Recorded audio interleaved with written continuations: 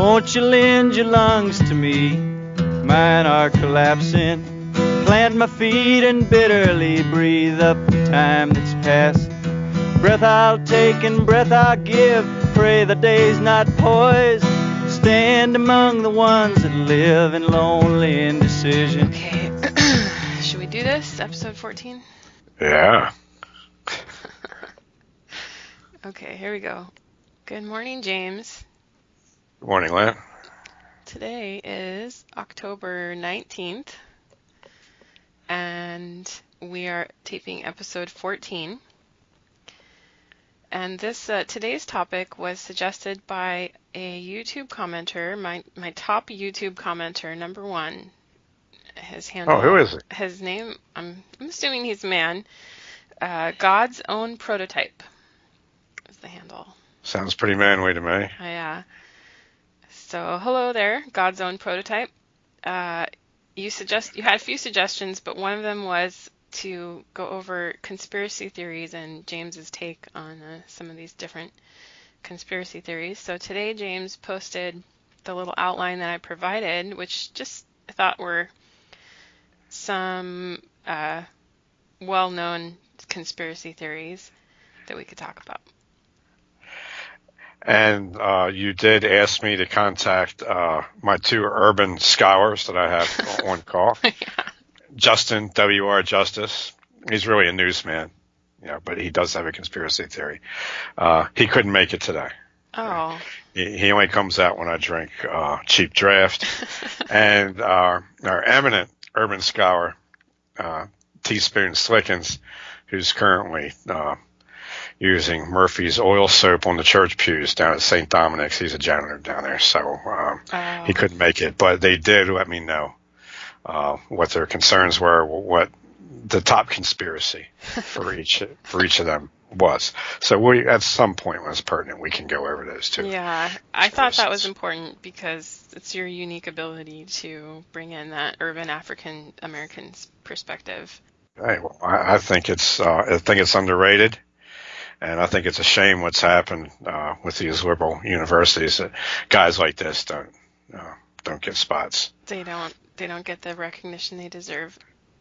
And it's something that people don't realize. I think I only know this from reading your website, but the African American community has their own very rich set of cultural elements, including conspiracy theories. Oh yeah. There are more conspiracy theorists per capita amongst the black population in Baltimore than even amongst white comic book geeks.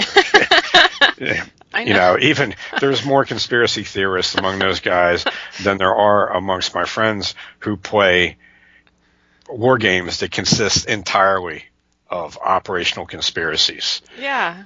Vying against each other. Okay, so it's an overlooked aspect of the American experience. Okay, well, let's get started with the prime conspiracy of the year of your birth, I think, was the assassination of John F. Kennedy. Okay, it's not, I haven't read a single book on it. I've seen numerous documentaries and read articles on it. People seem to feel real strongly about this one way or another. And they get hung up on who killed this guy.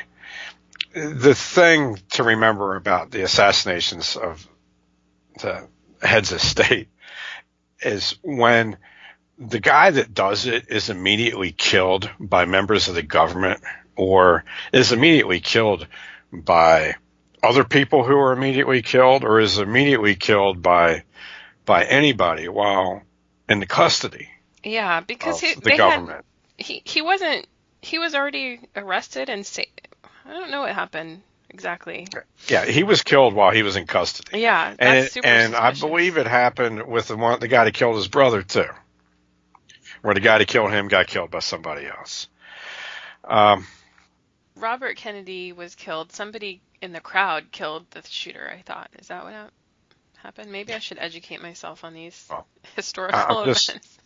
Well, we don't even have to focus on these two because the original one was the assassination of Alexander of Macedon's father, Philip.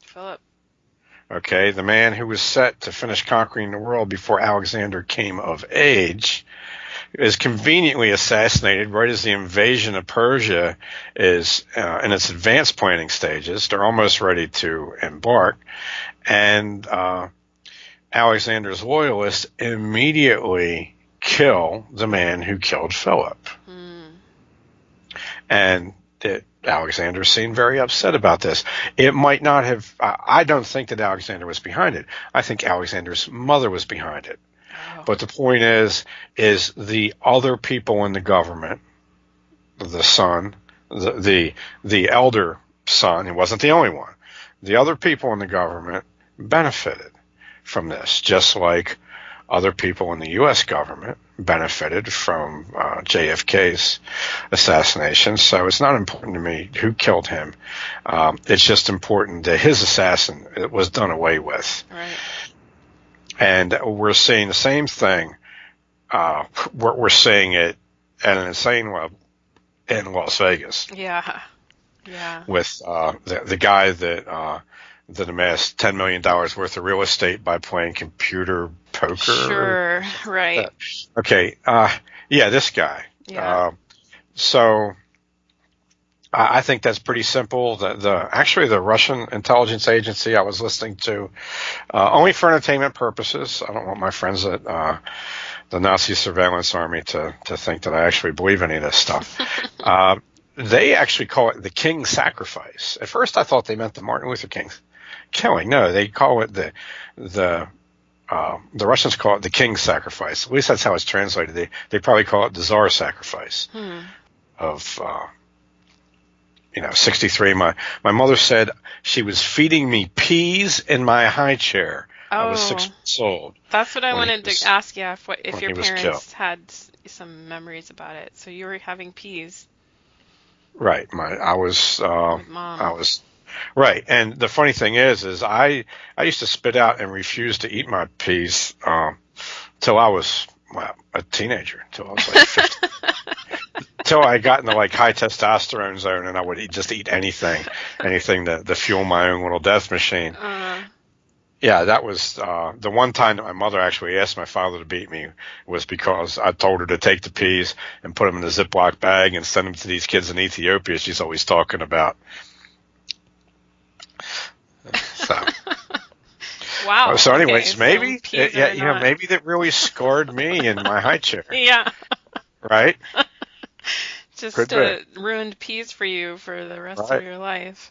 Right. I mean, maybe when I was a little tyke, I actually saw the brains coming out of the head. I don't know. Maybe your mother screamed or something. I don't know. Right. I never thought about it till now. That could be why I've had that aversion to peas for, a decade or more. Yeah.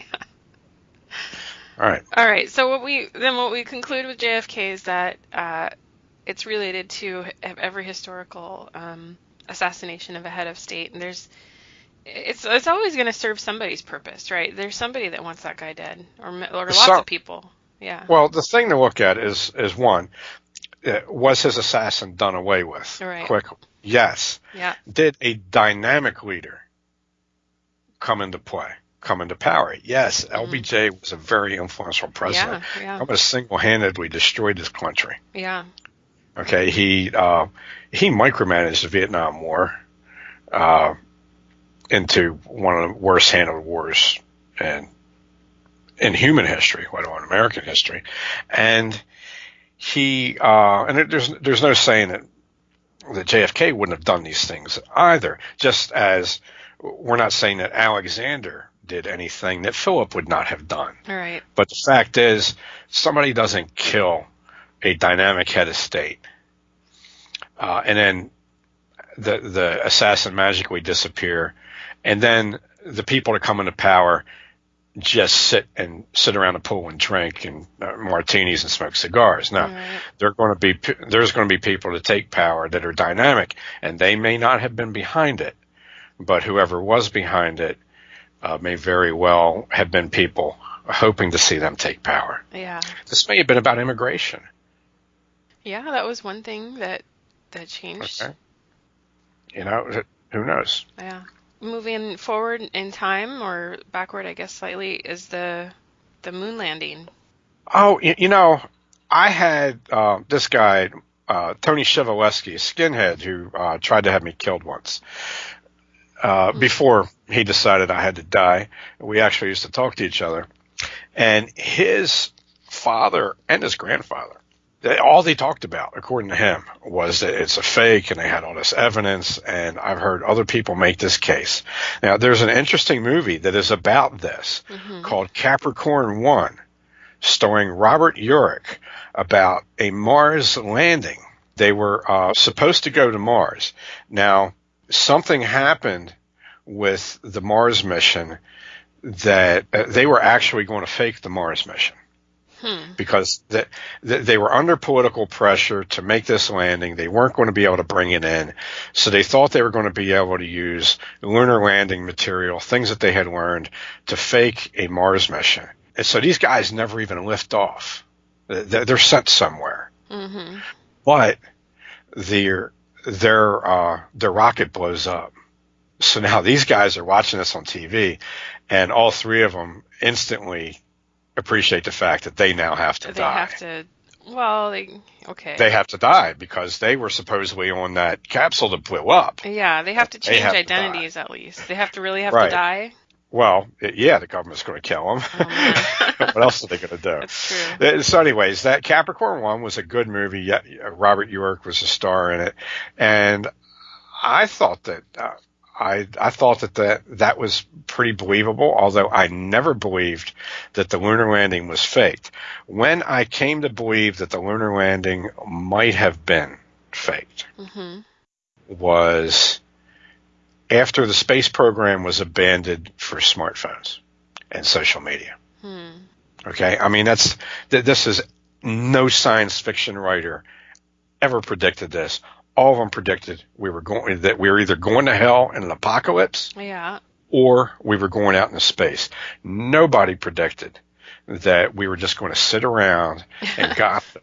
Click.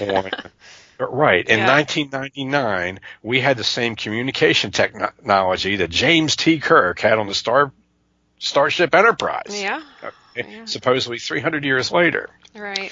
And to think that the whole space program is utterly abandoned. And I've even had many science fiction aficionados, even science fiction authors, and I've heard scientists make the case that there is no way mankind can settle the stars, and that it's not worth it to settle the planets, and it's too damaging to the body, and people would health problems. They would get cancer. They would lose bone mass, blah, blah, blah. Yeah. Everybody knew about this stuff before, but nobody gave a shit. Just like they didn't care about sailors having scurvy when Columbus and Magellan set sail. All right. Because people had a sense that people were supposed to expand their horizons. But that is all gone. And now I'm probably 51% into the lunar landings were faked. I would have to say to me, it's a coin toss, but if you held a gun to my head, I'd say, yeah, they faked it. Oh. Because it now makes sense. Nothing else makes sense now. There is government's going to go, unless it's the Chinese or the Russians, that nobody in power in the United States is going to go to the moon. And we should have been there 20 years ago. We could have done a lot on the moon. I was looking at some of the videos that I haven't put up yet that you shot recently, and you drew a distinction between the monuments that were created and placed at the time that America was just becoming an empire versus this monument, which was just a flagpole. Essentially, it was just a paved patio with a flagpole in it, and the contrast between the cost and the effort and the artistry and the technical ability to create these monuments. So going to the moon is like something that literally expansionary, right? And so we're not in that phase anymore. And so I think we probably did. So the question is, when did we enter that phase? Or when did we end it?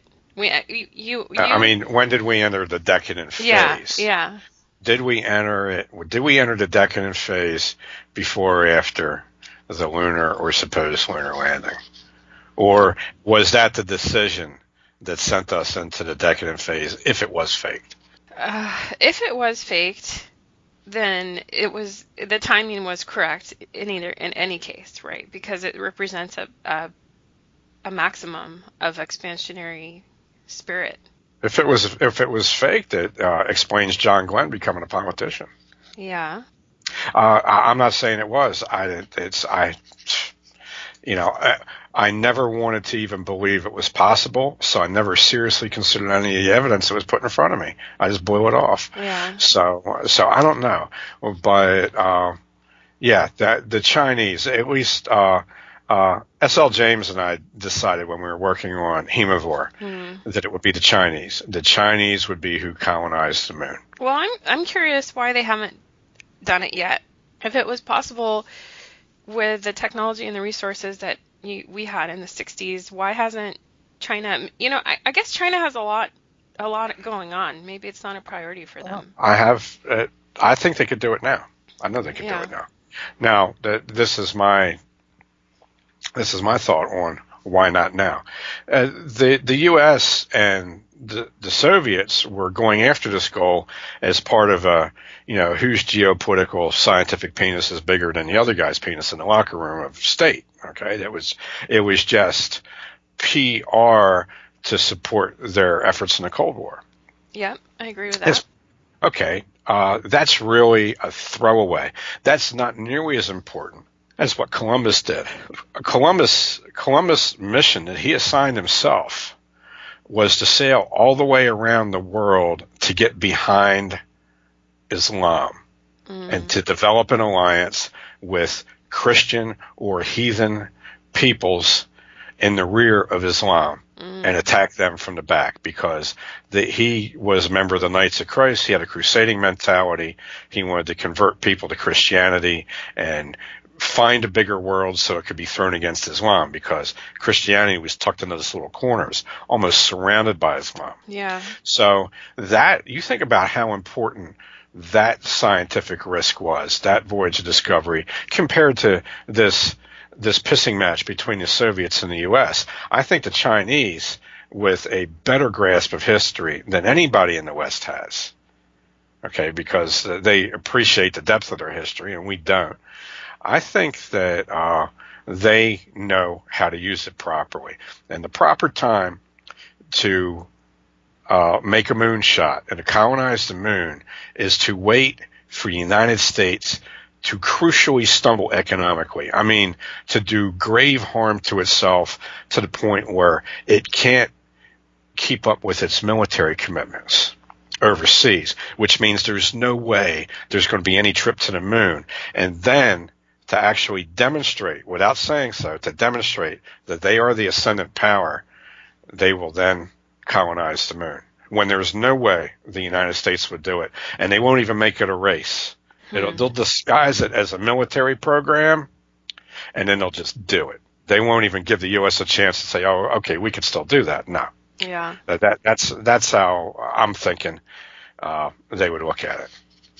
And that's more based on me reading ancient Chinese history than the little bit I read about recent Chinese history, which is just the Taiping Rebellion, the Boxer Rebellion, World War II in Korea. That's all I've read on modern China. Most of what I read is on ancient China. And I just think that they're going to want they've been out of power long enough. They're going to want that back. Well, what I have gathered from what I've read of ancient China, which is not a whole lot, but that ancient China was always more inward looking. And yes. Because they had the Star Fleet or whatever was saying who toured Asia before Columbus. I don't believe that they ever went to North America. I don't think that's true. But, I'm up in the air over that. Well, they just retired the fleet because they were the middle kingdom, between heaven and earth, and they were sovereign to themselves, and they controlled all their neighbors.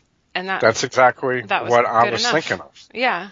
So, and as far as the Chinese going to the moon, that's what I was thinking of. That it would be their star fleet. But they knew that Europe was there, and they didn't care. They didn't care about Europe. They actually spent about 20 years sailing these money-losing propositions.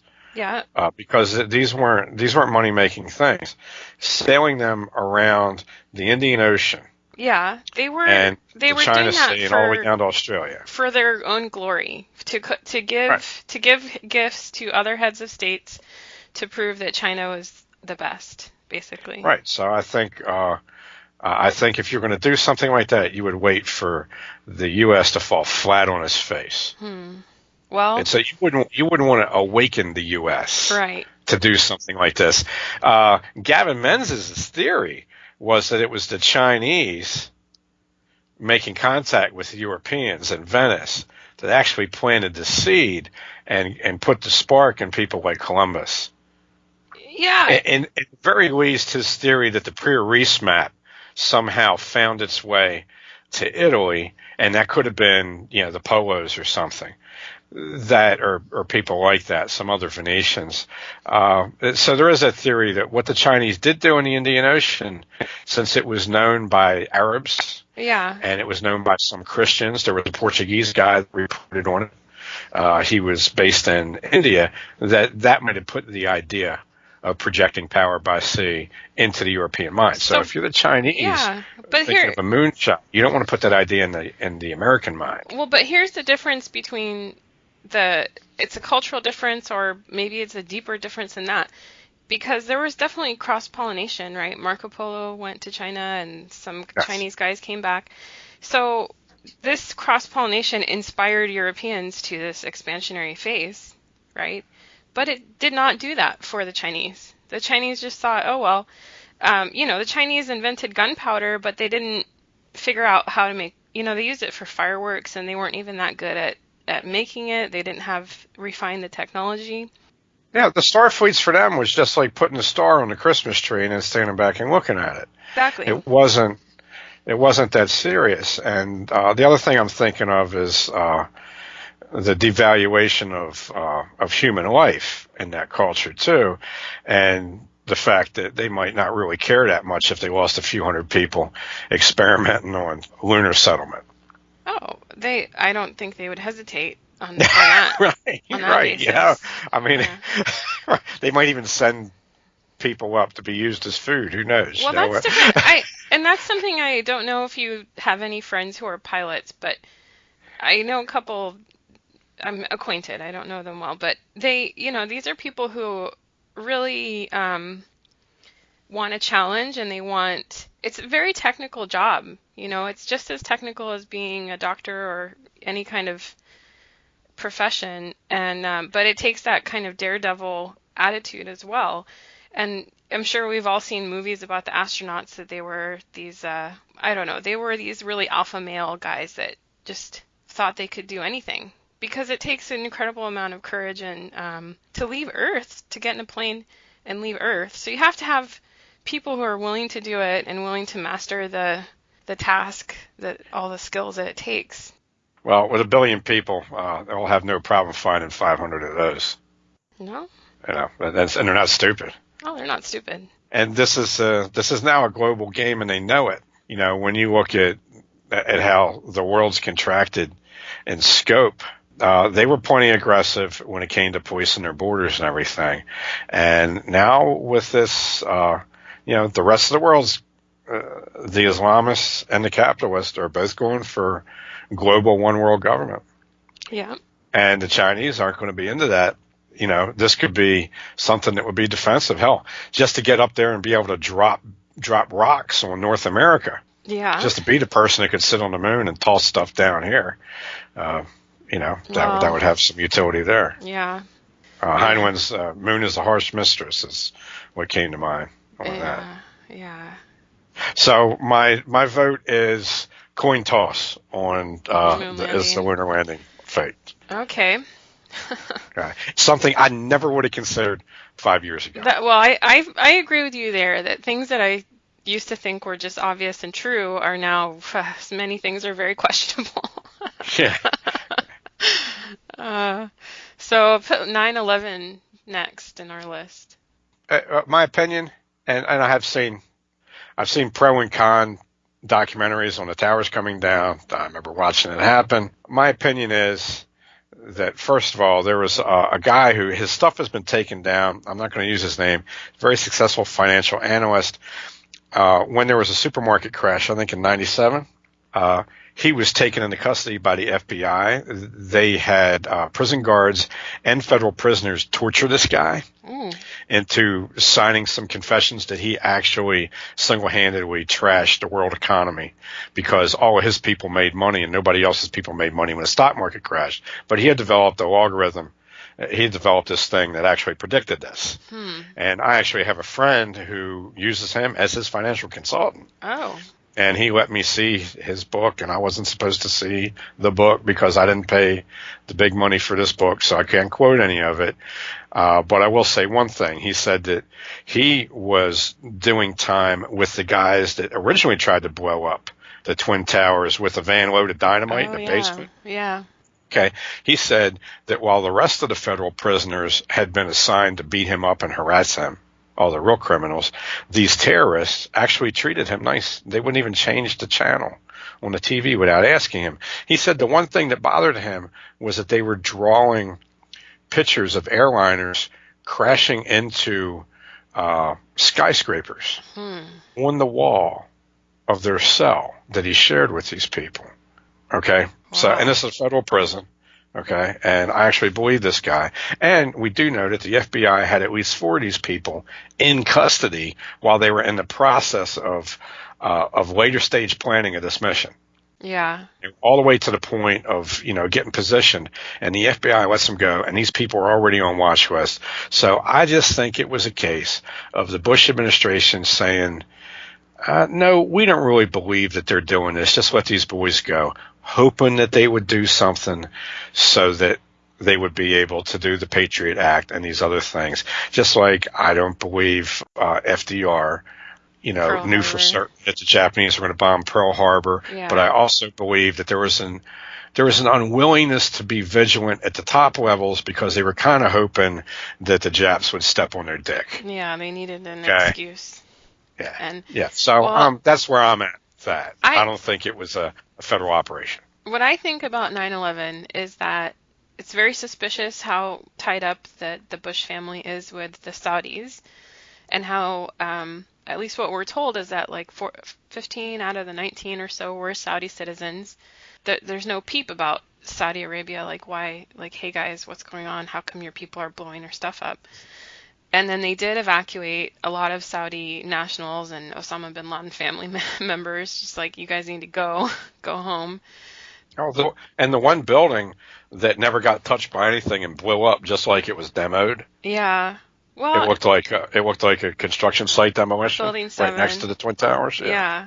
What I read about that is that it just was an uncontrolled burn until the whole thing they never sent a single firefighter in there because they were too busy doing other stuff.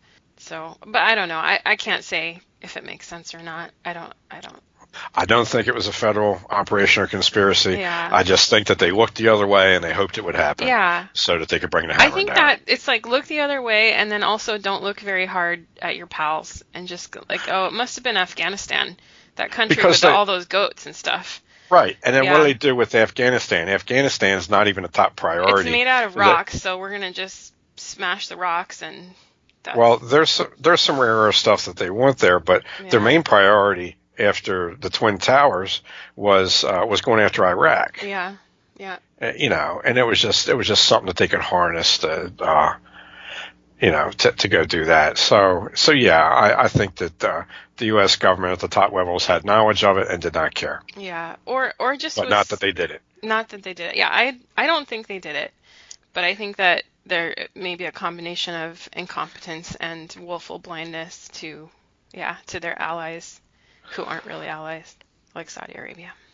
Okay. Well, that probably that'll satisfy nobody. I think just about everybody else in the world is going to be on one side or the other. Yeah, I know. That's my default position. It's my default position is to just say, oh well, they're all just dumb and they should have stopped it, but they couldn't because they're. But then that slowly morphs into full conspiracy belief after a couple of years of. Yeah, they well and be careful how often you use that term. Even though it's the subject of this podcast, people suspect my English language skills enough since I'm a high school dropout. I don't want to continuously be using this word. It's not in the Oxford English Dictionary. It doesn't exist. Yeah. Okay, it's not in the oh, I don't remember the name of the book in 1984. It's not in Webster's, Funk and Waggles. Yeah. No, nowhere. No. There's no such thing. Yeah, it's a conspiracy doesn't exist. And then once it, if and when it's revealed, then it's just, oh, well, everybody knew that, everybody knew that they were doing this crime. And granted, no matter what, 9/11 is a conspiracy. Sure, yeah. Yeah. And it's a successful conspiracy. Absolutely. Whether it was just a bunch of Islamist terrorists, well, that's a successful conspiracy. Yeah. And they conspired to do this. Something more, then there's no way we know everything about it. So we're thinking, the question is it a traitorous conspiracy? Right. Right. And for that matter, we'll say no on that. Now, they're trying to say with the assassinations that these weren't conspiracies, that it was one man. Right. That one man takes down the top man in the world. Yeah. Yeah. It's hard to swallow that. Yeah. All right. How about fluoridation of tap water? That really came out of World War II. The Russians and National Socialist Germany, their general staffs actually had conversations about putting fluorine or something else in the water supply to assist with mind control. They thought it would degrade the willpower enough. There's a guy named Perkins, who's a biochemist, who actually said this. Any person, he says this, with all sincerity and earnestness, any person who drinks artificially fluorinated water for a period of 1 year or more will never again be the same person mentally or physically. I don't know anything about it. I do know that it's in nuclear weapons, it's in sarin gas, it's in bug spray, it's in, we get it from animal feeds, fertilizer, roach and rat poison, plastics, it's in nonstick cookware, it's in all of our soft drinks and juices, just about all of them. And it's also in a lot of prescription medications and antibiotics, and anesthetics, steroids. This stuff is everywhere. It's one of the more common elements. I think it's like the 14th most common element. But then the amount of artificially manufactured fluoride that we've put into the system is just ridiculous. Yeah. And in states, in areas, municipalities where there is 100% fluoridated water, there's twice the incidence of cavities. Well, our water is fluoridated, and we have sort of gone back and forth with using the reverse osmosis water from the shop down the road because it's a pain to go get those big bottles. But we now are 100% bottled water because they said that they actually did a study and it costs the kids IQ points. So right. I can't do that. I can't. And my children have no cavities, and teeth can be fixed. But I've always drank fluoridated water, and I've had probably 6 or 7 cavities in my life. I had one a few years ago. Now, a dear lady friend of mine, who I've often disappointed in dinner table conversations, would always get upset when I would not drink the water that she painstakingly filtered for my consumption to get the fluorine out of it. I just, it's too much of a pain in the butt for me to use that jug. I'd rather just go to the tap and take the water out. I drink a whole lot of tap water. I drink tea made with tap water. I drink cheap beer made with tap water. And she asked me, she said, it's really been proven that this takes away IQ points. And I told her, I said, not only does it take away IQ points, I said, it reduces the willpower of the subject population. It's actually been used to decrease our willpower as a species. And then she said, well, how could you drink it? I said, well, there's 2 reasons. I said, one, I think it makes our conversations a little bit more fair, equitable. Okay? If I shave off a few IQ points. You're a jerk. You can ask her. I said her.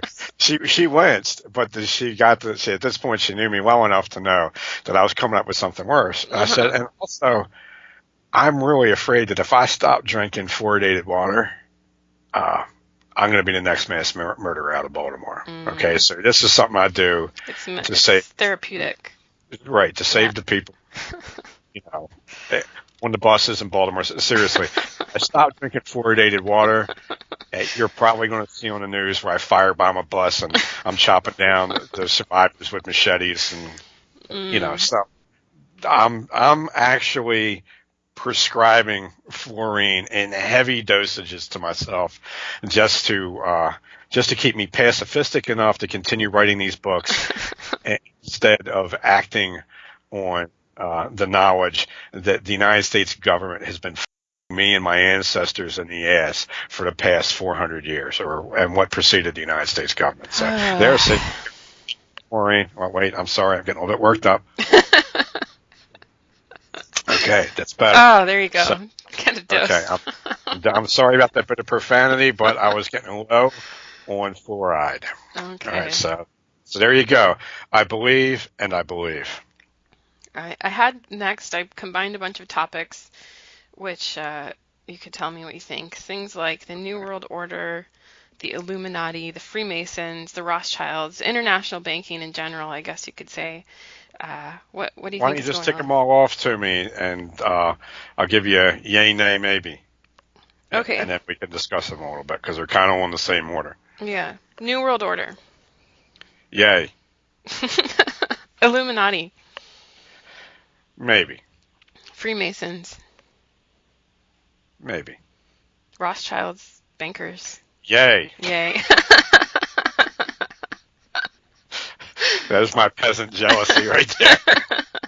I read the Magna Carta, you pricks. I actually read it. Nobody's read that thing. All we ever read in school is the one or two passages they want us to read. Yeah. Like, hey, we finally showed that king. Put him in his place. Yeah, right. Showed him. Yeah. Well, I don't know what else to say about these. I mean, this is a huge topic. The New World Order, I think, is obvious, right? Because America is going to be in charge of it or is in charge of it doesn't mean that's not true or that it doesn't affect us, right? I don't see America as, if it goes through. I don't think it's all the way through yet. For one thing, you got this knucklehead with the toupee in the way. This thing right now has got the United States acting as a police force for the world, serving these international interests. And yeah, a lot of these internationalists are based in America, or they were born in America, or live in America, whatever. But it's not, if it goes through, it's not going to be run from America. This is going to be the police station. Yeah. You know, and right now, some of our current chief of police is not into the corruption. He's not seems planned. to want to play straight. Yeah. And you can't have that. So that's why we're living in such interesting times. We got 3 more years of this. Please no, 7. 7. You know. 7. Oh, okay, that's right. You're a voter. Sorry. Well, he surprised a lot of people, including you, by pulling out the win. Oh yeah. So I think and you know what? He seems like he's actually trying to figure out. He didn't know what he was getting into. I'm convinced of that. I think Ron West was right on that he had no idea what was going on with these intelligence organizations. But I think he's now seeing this as another rigged game he's not supposed to win and another challenge. Yeah, he loves that. That's right. Yeah. So I think he's the right guy to shake up the bag of rats. Well, the Russia thing is coming back into play, but this time with Hillary Clinton as the villain. This uranium deal and all the payments that she got through her foundation. You know, it wasn't a bribe. It wasn't a bribe because the guy who wrote the check in the memo, he wrote this is not a bribe. And then he wrote the check to the Clinton Foundation. To the Queen of Gorgons, right? Yeah. The Gorgon Queen takes it.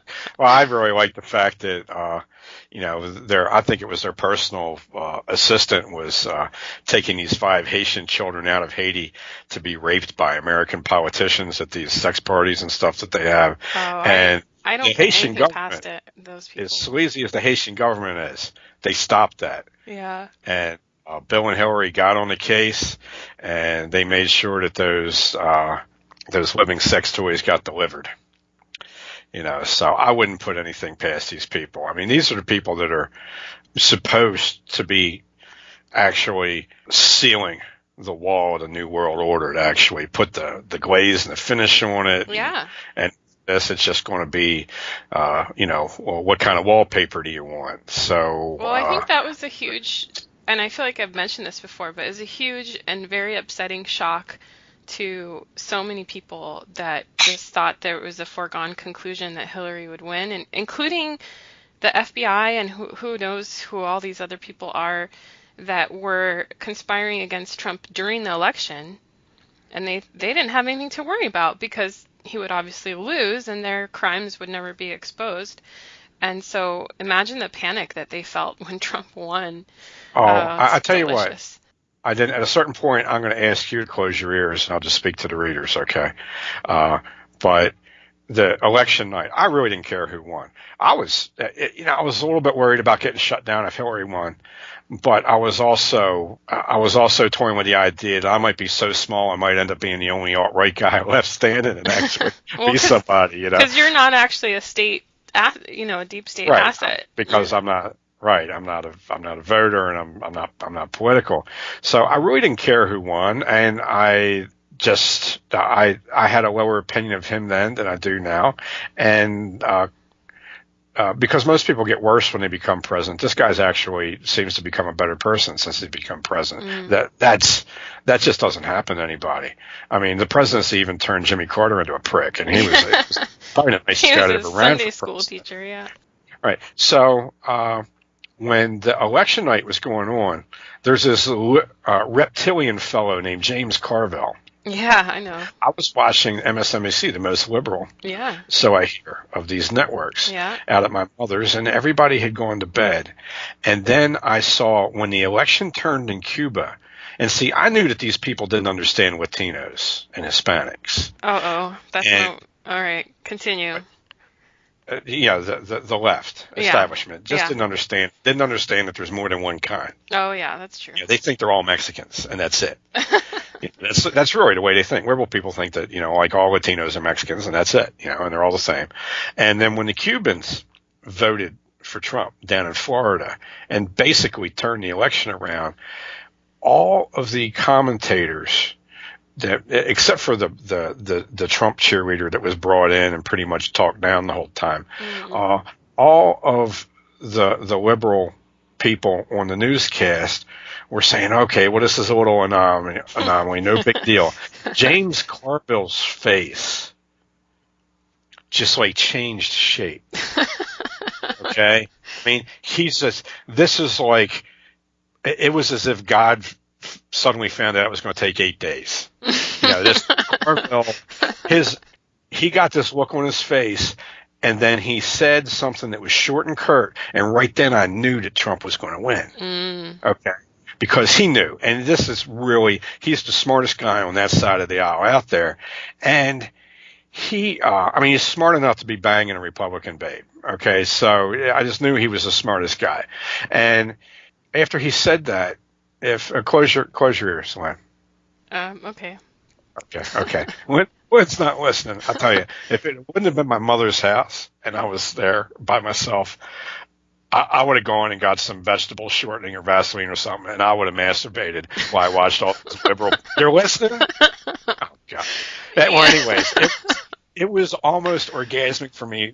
I stayed up for 10 hours watching all these. I'm laughing because I feel the same way, James. It was the best night of TV in my life. Okay. Okay. It was wonderful. We had champagne here, and actually there's really nice YouTube compilations of these people just like time lapse losing their minds. It's wonderful. It was great. I got drunk. I got drunk and I was dancing around in my mother's living room, shadow boxing and getting drunk while I was watching this. And the dog just looked at me like I was nuts. Her collies looked at me like, this is unsafe. I don't want to be seen with you. And she just like the other room. Yeah. Yeah, it's great. Yeah. Well, she's probably a feminist. The dog. Oh yeah. Oh yeah. Yeah. Yeah. She's one of the church. She's one of the church ladies. Yeah, that dog. Big herding instinct. Definitely a feminist. Yeah. Okay, so yeah, it's nice to see a ripple in the conspiracy. I cannot believe that there's no way that this guy gets into a fifth year. They're going to kill him. I hope that you're wrong, and I think that he's too, but they're not. They're just not going to let him do a second term. Well, they're already failing in their attempts at removing him and ruining his life in millions of ways, and they're actually completely failing. Yeah. So look at it from that's the optimistic point of view. And the other thing is, I think he's a lot savvier than people give him credit for. It's fair to say that he didn't know how the federal government really works from the inside. Here's a conspiracy theory for you. Yeah, let's hear it.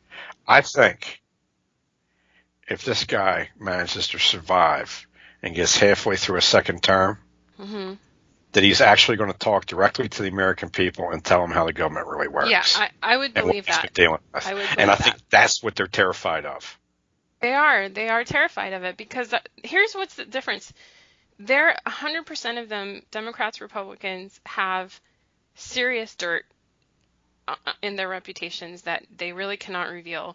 Trump, the worst thing he did, he likes attractive women. That's the worst thing he's ever done. And I grab pussies too, I don't. Yeah. Anything against him.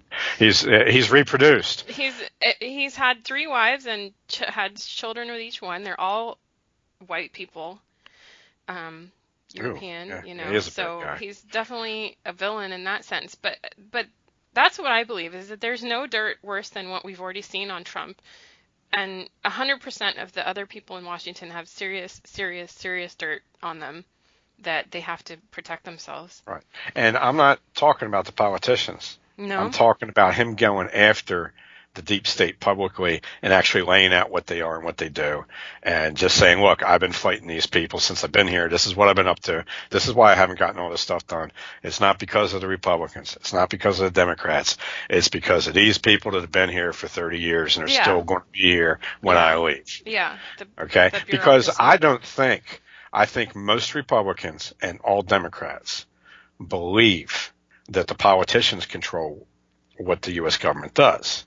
Right, and it's really the bureaucracy, the permanent. Right, of people who vote, I think it's probably 80% believe that politicians actually control things. Yeah.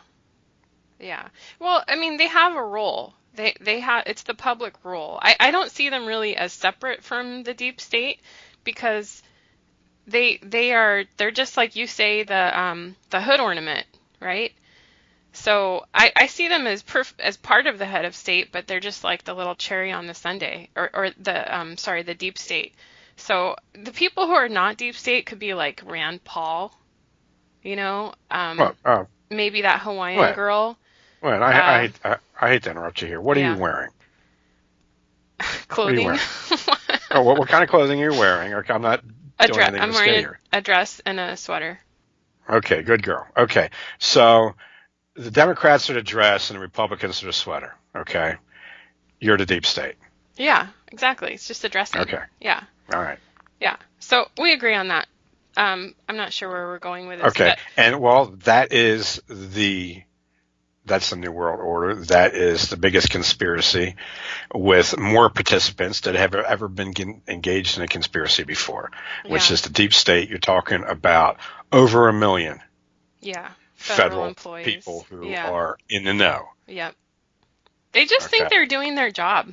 They just think they're doing the right. I don't think it's like that they know that they're trying to do something evil. I think they just think it's the right thing. Yeah. Conspiracies are primarily about control.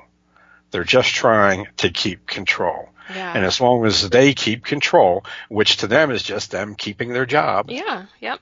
As long as they keep control, then evil will be worked at the highest level and highest magnitude. I agree completely. So I'd say it's the biggest conspiracy ever. Yeah. Yeah. The U.S. federal government, $4 trillion a year budget to accomplish their ends. I mean, that's just... Doesn't get bigger than that. I'd rather dress the girls at the Playboy Mansion in platinum. With that would be money better spent. Yeah. Well, we've talked about the Clintons, but I also have here Seth Rich in WikiLeaks and Julian Assange. Who's Seth Rich? All right, Seth Rich is a man who was killed in Washington, D.C. Oh, he was the one that was shot in the back 5 times by a robber who didn't take his wallet or his jewelry? Exactly. Right. or his credit card. The idea is that he is a Bernie bro working for the Democrats, and he saw what Hillary was doing to his boy Bernie, and he didn't like it, so he downloaded a bunch of stuff to a drive. So this is the idea why everybody says hack. Oh, the DNC was hacked. It wasn't hacked. It was an inside job, and he simply downloaded the emails and passed them off to WikiLeaks. So, and then he was killed. I mean, Julian Assange almost very nearly admitted that this was the case. Well, I saw the interview with the private detective that was hired by a private undisclosed party for the family, who he said that, and he was a former DC cop, said that the DC police are telling me that the FBI has his computer, and the FBI is telling me that DC police have it, and some people in the police force have warned me that I might be stepping on some toes here. Next day, he denies everything, right, and just totally backs off. Yeah. So the 3 dudes in the black sunglasses that showed up to tell Trump the way it was going to be. Yeah. And he had his big Samoan guy kick these guys out of the Oval Office. Okay. These same 3 dudes showed up at this ex-cop's apartment, and he didn't have a big Samoan guy. Yeah. Or the 82nd Airborne. Okay. Yeah. Or Prince with his private army of 15,000 mercs. Right. Okay. He didn't have any of this. Okay. So he's like, okay, I want to live. Okay. Hey, you're writing The Filthy Few. Is Trump or a Trump-like character going to appear in that? Well, this is Donald Trump is the president. He is in your story. This is the president. Okay, good. The idea of the Filthy Few, this is a conspiracy theory, is that Samuel Finlay, under another name, okay, basically a guy with the same history, guy in a gray suit with black sunglasses is sitting on his porch when he comes home from, working at the local clothing retailer, and say, hey, we'd like you to use your military skills and basically get us a dirty half dozen, a suicide squad, to do something for the president, Donald J. Trump, because he can't get the CIA or the FBI to do it for him. Oh. So it's all on you, and here are these 6 guys looking at doing life in prison, and we want you to recruit them to do a suicide mission. Will you do it? So good. So it's his chance to be Lee Marvin. Okay? Yeah, I really like what you've done so far on it. So I encourage you and Sam Finlay, if you're listening. Well, he's going to be the straight man in this. When we get to the interviews, first I'm writing all 6 of these idiots getting locked up. Yeah. Okay. And when we get to the interviews, what we're going to do is Sam's already knows what these guys are like because he's read them. Then he's going to interview me like I'm the thug in question. We're going to do it back and forth on Skype, and I guess we'll both type our answers down or something like that. So it'll be a real interview. It won't be scripted, and I'll just be role-playing these guys. I can help you record it. If you want to record it, I can, as an aside, I can help you so do that. We'll do that. Maybe we'll do this however you think it ought to be done. The next guy I'm writing is Downtown Charlie Brown. He'll basically be the Telly Savalas character that does that in this group, the filthiest of the filthy few, worst biker on the planet. Basically, the guy that I just did, Joey Boneclaw Bennett. He's like the Clint Walker character, the big dumb guy that accidentally kills some guy in a fight. He's that character. He's kind of the likable character. So I still have to, the Charles Bronson type character is really, I'm going to put my ego into this. I'm going to make him like the toughest grocer in the world. Okay. There's Tony Rooster wrote in about this guy who used to fight the black kids. Yeah, every night. every night. Well, this is basically going to be that guy's Charles Bronson, nice. And he actually kills a bunch of these hood rats one night, and he's doing time in prison. So he'll be like the Charles Bronson character. So it really is kind of a ripoff of the Dirty Dozen, but it's the filthy half dozen is really what it is. It's going to be really good. I'm really enjoying it. I don't know why it speaks to me. The only thing I can promise is this thing will be done before the next presidential election. And if our president is assassinated, okay, I will stop whatever I'm doing, and Sam will stop whatever he's doing, and we'll finish this thing. Yeah. Okay? And you have to make it, honor his memory, and that's really sad. No, that's not going to happen.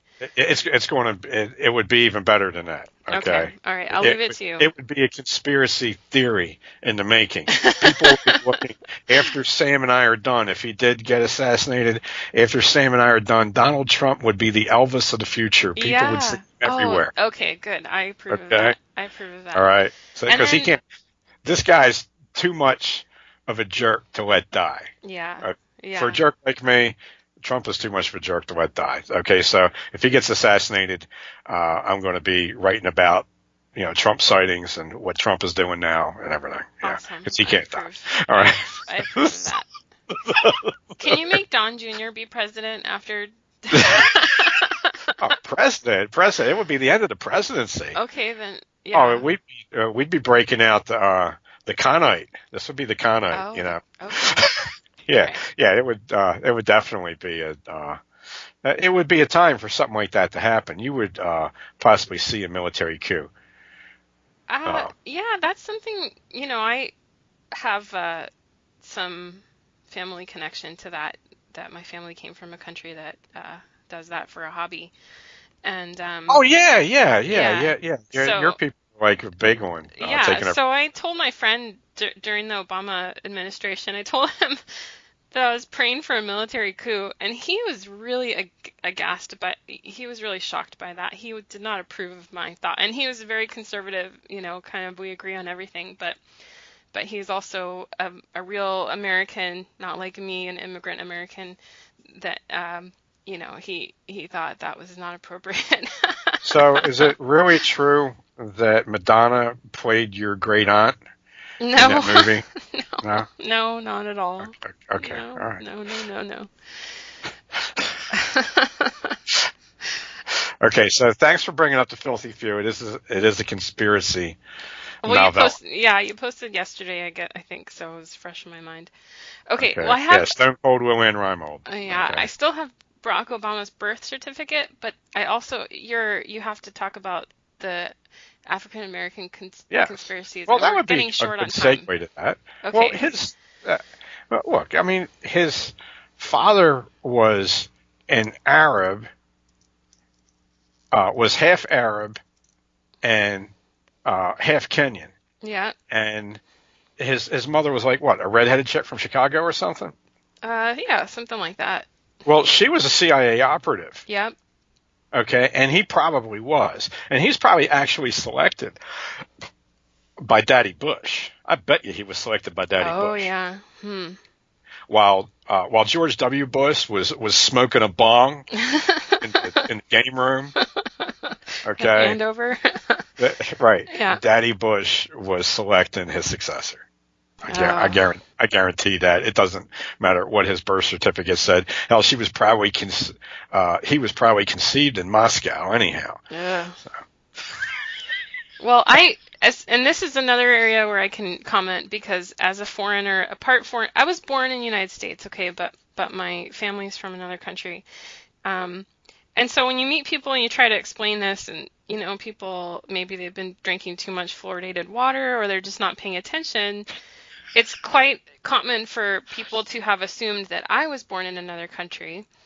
And so then I have to go back and explain it, and blah, blah, blah. It's boring.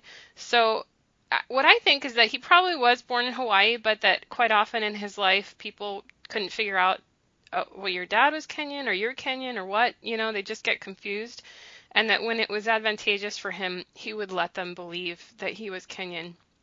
Because there is a pamphlet out there for when he was shopping books around as a young author, a young, I don't know, law school guy or whatever. And it says that he was Kenyan. You know, it's like the bio on your website. Well, it's funny though. The little documentary that was done when he was when he left college and went back to visit his family, they were laughing at him and calling him a white person.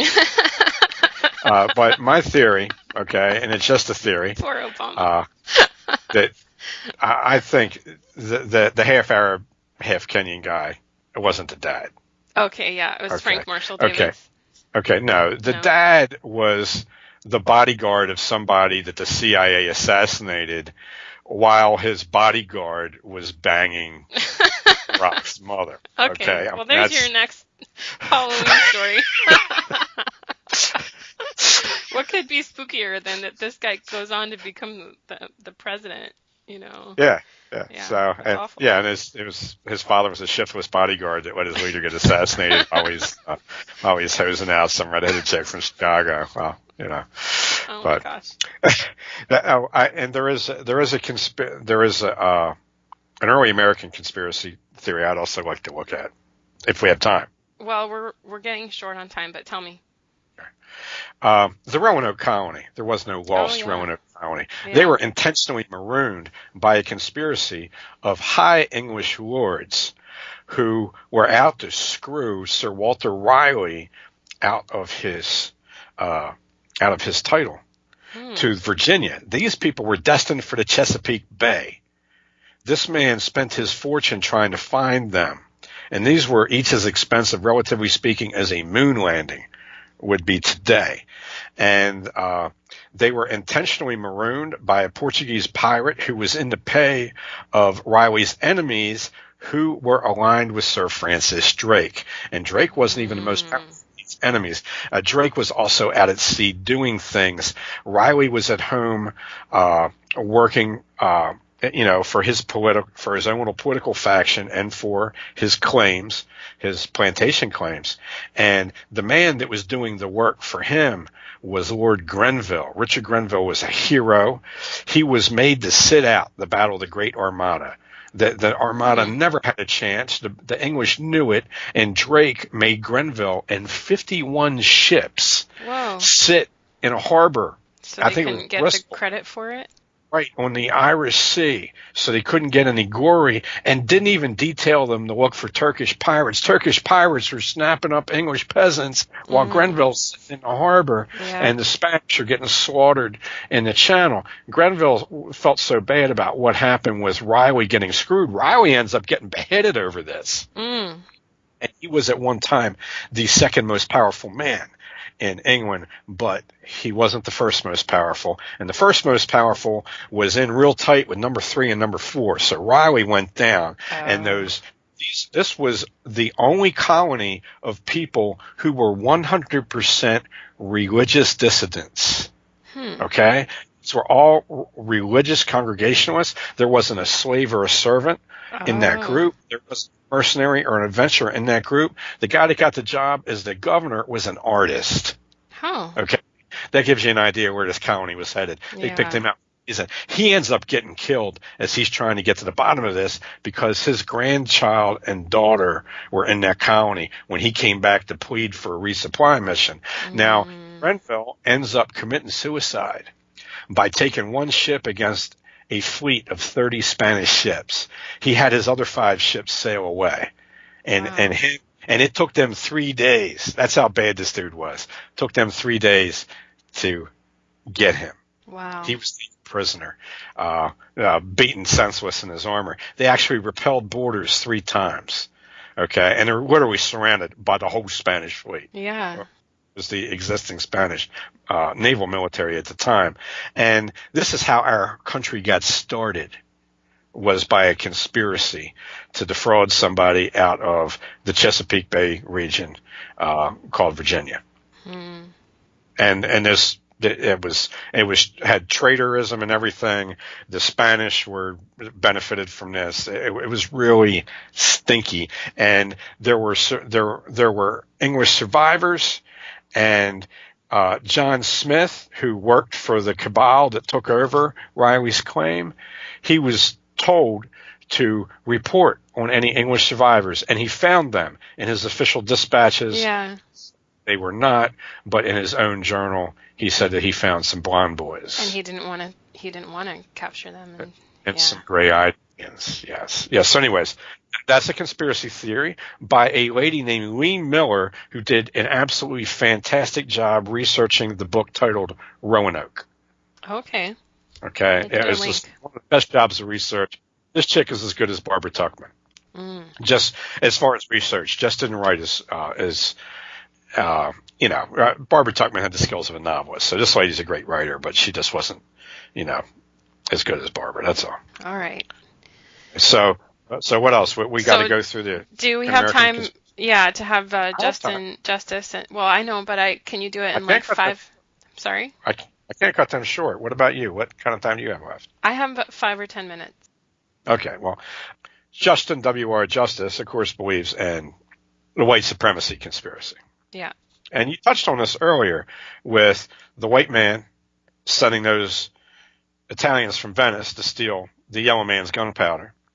Yeah. So he could then steal the North African Arab man's lateen-rigged sail and put it on the back of his tugboat and start sailing around the world and stealing all the inventions of all the other people of color around the world, including the invention of the potato, the invention of the tomato, the invention of 80 varieties of corn by the Peruvian geniuses who were really black men.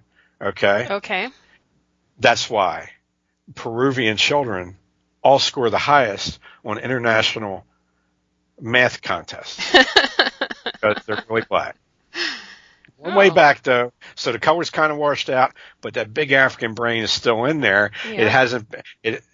You have to go to these places where the white man didn't get until later on, to find where the large African brain has not yet been shrunk by all this inbreeding that was forced upon them by the white man. And speaking of which, there's a lot of white daddy genes in African Americans. That's why they're so stupid. This is. Justin W.R. Justice told me this. Yeah. And it was the way they forced beautiful black women with high intellect to breed with the stupidest Irishmen. Oh. On plantation. It wasn't the master doing this. It was his stupid overseer. The guy was only good for cracking a whip. So that is Justin W.R. Justice's conspiracy theory. And I didn't make this up, Justin W.R. Justice is actually a composite of numerous bus stop prophets I have talked to that stand in the street and they educate young African American men about what the Koreans and the Pakistanis and everything are really doing, working for the FBI and feeding high sodium content food to the black children and giving them hypertension so that they can't keep their wits about them when they hit 30 and they pop a vein. Oh. Okay. Yeah. All right. So are you okay with that? Or are you going to give that a yay or a nay? Or I wasn't familiar with any of those facts, so it's hard for me to really chime in on it right now. Well, if Justin W.R. Justice has got you thinking maybe, I think Teaspoon Slickens is going to sweep you off your feet, baby. All right. Yes. Okay. So Teaspoon Slickens. Okay. This is claimed by the Nation of Islam as their foundation story, and a lot of make nice with whitey people have come along and said no, like Malcolm X, but you see where that got him. They have come along and said no, we're really real Muslims, we're not black Muslims. W.D. Fard, who came from Afghanistan, and he looked a little bit white, but those niggas from Afghanistan sometimes look like them. I was going to ask, are Afghans are black? Of course, because the Israelites were all black. Oh. And even Baruch told me, even though Baruch won't actually admit to being black, Baruch told me it was he served in Afghanistan. He found one of the lost tribes of Israel. Oh. And, of course, he didn't admit to them being black either, but, that boy spent 8 years in the desert. His eyes were probably not working correct. Hey, Baruch, come back. You haven't commented in a while. he's been busy with some things, but Teaspoon Slickens is calling him out on that. But give him a pass because at heart he's a black man. Okay. Now, that whole Foundation legend, okay, the black scientist of Egypt. Yeah, created the white man for slavery, that's pre-Islamic, and W.D. Fard mixed that in. And Teaspoon Slickens is not a Nation of Islam guy, so he's snatching this away from the Nation of Islam and using this to tell the real story of the black man. The big-headed Yaqub was the most brilliant of the black scientists of Egypt. They were down to only one mothership because other ones had been sent off to colonize other solar systems. Well, the original people that came to Earth were black people. Okay. All right. And they were sent, so all you had was the one Cadillac in the sky. Okay. That was it. Over top the pyramids. The pyramids actually, and you can see this on the cover of I think it's their live album that the Parliament Funkadelics did in like 77. You can see this on the cover of the live album. The pyramid actually held up the mothership with this like reverse tractor beam. Okay. Oh. Something that Whiteman's been able to figure out, of course, considering their origins. Now, he was kind of worried about things that kind of gone wrong in Asia where the people had turned out yellow over there for whatever. The reverse polarity of the magnetic field or whatever it was. I forget how W.D. Fard explained it. But he was really worried about that because people were smart and they were really hard workers, not real creative, couldn't dance, weren't the greatest breeders. Okay? Sure as hell couldn't fight. But they really worked hard. And that worried them being smart too, maybe being able to figure out some of the, some of the secrets of the black scientists of Egypt. So they actually came from the star Sirius, by the way. Okay. So Headed Yaqub went to the Neanderthal population of Europe. These guys had blue eyes because they burned bones in their cave. Okay, and it radiated their eyes with all this bison and mammoth bone stuff, and that's where you got the blue eyes from. And he crossed them. He gave them a little bit of black brain juice, and he crossed them because a Neanderthal would not work for shit. Okay, you couldn't get. I mean, all they wanted to do was kill, eat, and have sex. I mean, they were terrible fornicators. So primitive, yeah. Right. That's where the slave masters got all this stuff from, going after all the black women because they got it from the Neanderthal strain. They're very horny. Recent genetic studies will bear this out, according to Teaspoon. Sure. Barg will probably prove it at some point. Oh, now, okay. They were mixed. The Neanderthals were crossbred with the Chinese with some black man brain juice shot in there. Okay. The successful people in the experiment actually got lost in the Red Sea. Okay. The idiots that we brought up from the Sudan, or they did to run this thing, put them on the wrong boat. They went down the Red Sea. They ended up populating America. Okay. They became the red man. Okay. Which is really the superior race. You can ask Ron West about that and Ishmael. The island of Patmos was used to breed these people. with John what happened the is Baptist. The Neanderthal gene took over. It somehow inflected that black brain juice. Okay. And then horror, they become as hard workers as Chinese. Oh.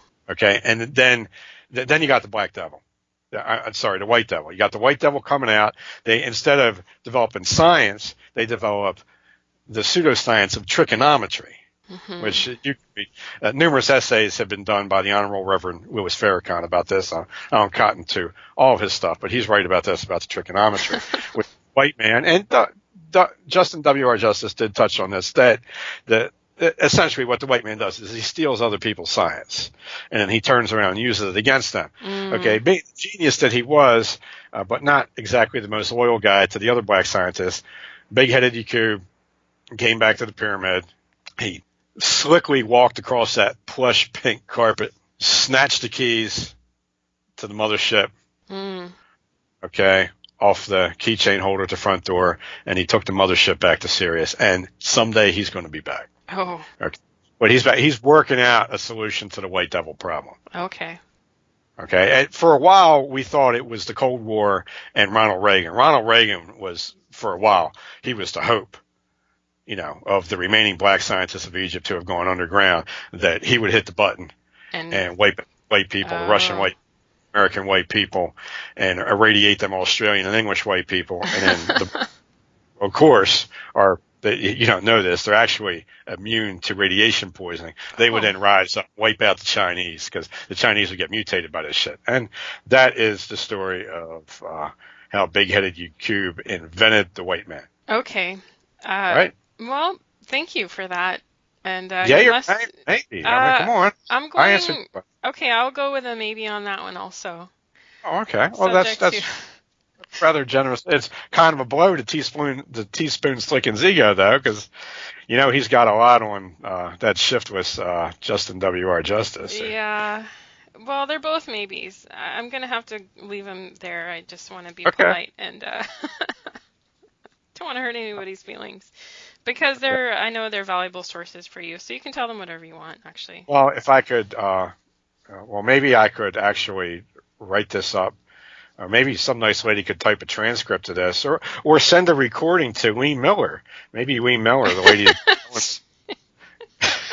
could research this. I'm sure she'd be thrilled that that I liked her book and promoted it. Definitely. Podcast. Yeah, I'm going to put a link to it.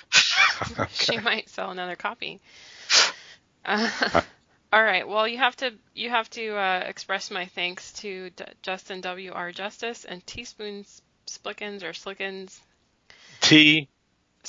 Period. Yeah. Spoon. Slickens. Slickens. Okay. Sorry about that, Mr. Slickens. Okay. Right. Okay. The man is slick. He was born during a tropical storm. Oh. First thing he did was punch his daddy in the face and say, "So you the man? They've been poking me in the eye for the past 9 months. I don't know. This shit is going to change." That's the first thing that Teaspoon Slickens did. Okay. He was walking and talking when he came out the womb. All right. Wow. Born in Norfolk. Okay. That's good. It's not far from Cape Fear, and there ain't no fear in it. That's right. Okay. All right. So watch Black Dynamite before we talk again. All right. No.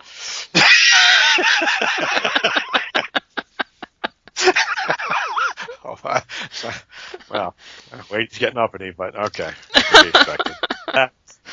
This is what you got bars for. Man got a place to go when this happens. Because I refuse to see a movie. Oh, that's oppression. Thank you for putting up with my imitation of my eccentric friends. You're welcome. I think the listeners will love it. I do it for you, listeners. I could have only done the accent if I was extremely drunk and had been talking to Hawk and William for a few hours. Well, next time, maybe. I probably wouldn't have been able to do the other stuff that went into this. So. Yeah, to dial the phone or stuff like that. All right, well, we'll say goodbye to our listeners. Thank you, everybody. Episode 14. See you next time.